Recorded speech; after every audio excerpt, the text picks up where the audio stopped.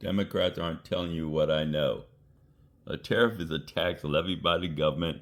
AI's response. Who pays? The local businesses pay. Who eventually bears the burden? As stated by AI, shifted to the consumer in form of higher prices. As this article points out, despite what the president says. What was the average tariff in 2020? Well, you can see many countries were below 2%. Some were at zero. The worst, 4%, was Southeast Asia. China was 2.5%. Yes, they did have 350% at the max on steel and certain products, as you see here. Same with India. Higher tariffs on steel was also on India.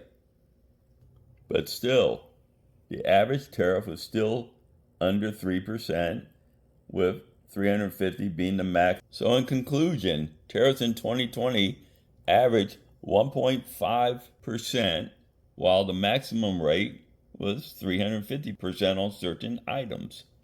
Here's AI response.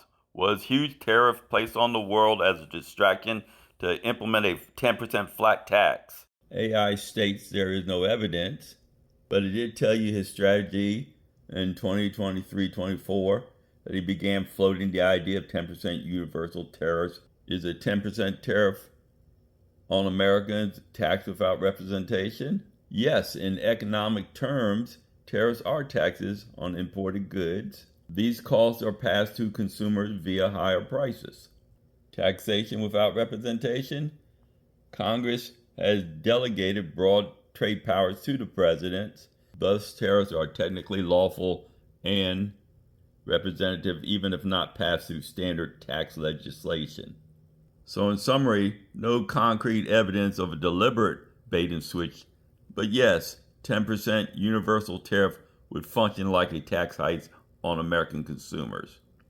So those who wanted a 10% flat tax instead of income tax now has both of them. He is selling out the country.